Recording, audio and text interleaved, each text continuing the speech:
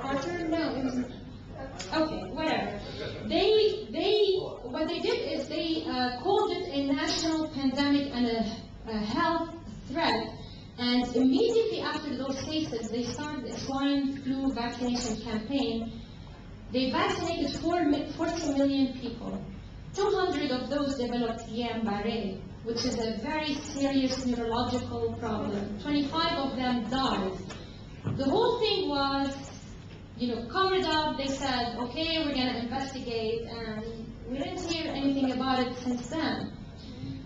There are some experimental animal data also to suggest that if you take the swine flu vaccine virus and you inject it into mice, they are likely to develop a high level of a protein that is associated with Guillain-Barré syndrome. So, having said all that, again, this is my personal opinion. You might hear different opinions from your doctors because a lot of what we're doing in medicine is now driven by, we get these Medscape and email masses, okay, WHO and CDC is recommending all this.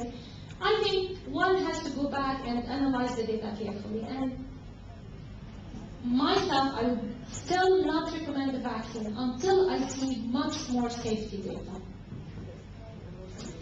Okay, Becky, Mrs. Shahid will run who's gonna talk after my factor. I'm biased, so we're going to sit down. My son has a congenital disease, a heart disease, it's not a disease, pulmonary valve stenosis. He had children with cardiac or pulmonary abnormalities are at high risk. So, pulmonary valve stenosis, but it has been repaired.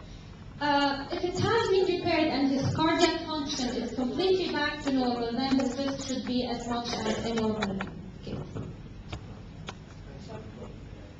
When you weigh the disadvantage that comes with the vaccine, is it, and you have a high-risk patient, which one would you consider more? You know what? No, my question. Like if you have a high-risk patient, would you ignore the disadvantages that are coming with the vaccine and you would give the vaccine anyway because there's a high-risk patient, or you would still think, let me not take this risk? Okay.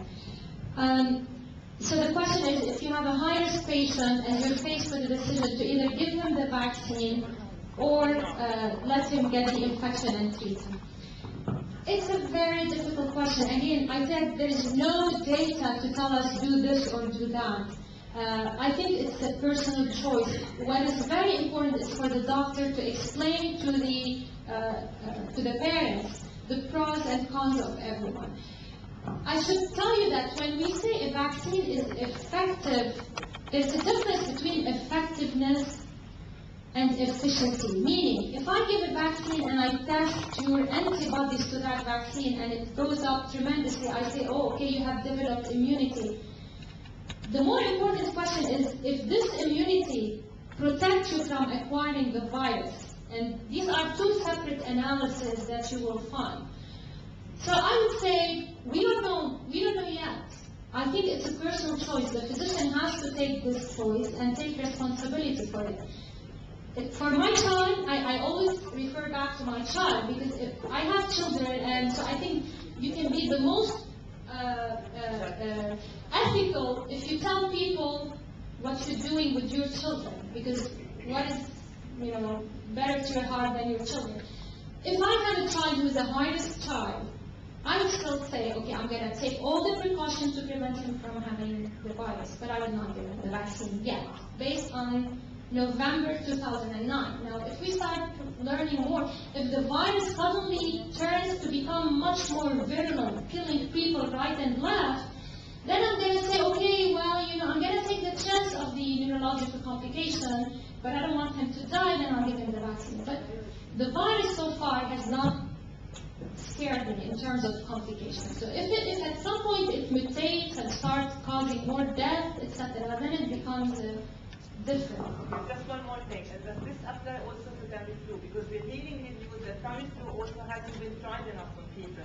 So also, if you have a healthy, relatively healthy child or healthy adult, don't give them Tamiflu. But if you have a high risk, then you should definitely give them Tamiflu. What would you say about Tamiflu? I think for Tamiflu, this is not true because there are, I was going to present them, but just for the sake of time, there are thousands of cases who have been treated with Tamiflu. And Tamiflu enough. It does have complications. The complications are nausea and vomiting. If we compare them, usually how do you judge that? You give Tamiflu or placebo, meaning nothing, and then you look at the side effect. So it causes nausea, it causes vomiting, and in children it can cause neuropsychiatric problems. And so therefore, that's why I'm saying don't give it to everyone. But if you have a high-risk child, there is enough safety profile to say that, no, I'm going to take a chance and give it to him. Okay? So because it has been studied in thousands of cases for over the past 7 years. So the vaccine is interesting only for older people. Which one? The H1N1 or the seasonal vaccine? The H1N1 vaccine might be interesting for older people, over the age of 60 or 70. This is what CDC is saying, the priority of the groups to be vaccinated. If you see here, older people are not among them. Now, why did they say that? Is it because older people have been exposed to some of the same virus before? Or is it because, in Mexico there weren't a lot of dead among the older people, but more among the young? We really don't know how they came up with the list. But this is the priority list that they have reported. Catching the virus Yes. Okay, this is a very good question. Catching the virus once should give you immunity. You will hear a lot of side talk saying that even if you have caught the virus, you still have to go ahead and take the vaccine because the virus does not confer immunity. But that is unprecedented in infectious diseases. There aren't many, I've not heard this before, that you catch an infection with a virus but you don't have immunity. So, medically speaking, if you have acquired the virus, you should have immunity to this particular strain of the virus. As I showed you, the virus has, these proteins, they can be H2N5, H3N5. If you catch H1N1, you have immunity against H1N1. But if another H3N2 virus circulates next year, you're not protected. Is it for life or It is for life for this particular strain of the virus. which now? I think.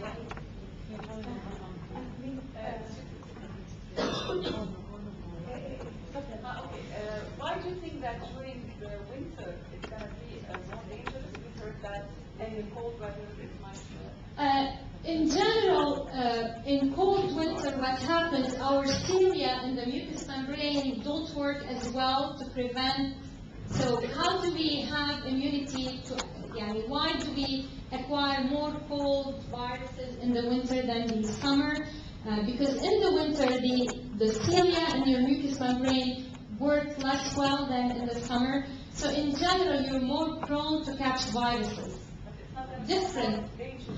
No, what people are concerned about that what if the virus mutates and becomes more virulent? But it's not directly related to the cold weather. Mutation means the strain becomes different, right? The strain becomes, there are two different types of mutation. This is more medical, but I'll go over it. There's something called drift and something called shift. Drift is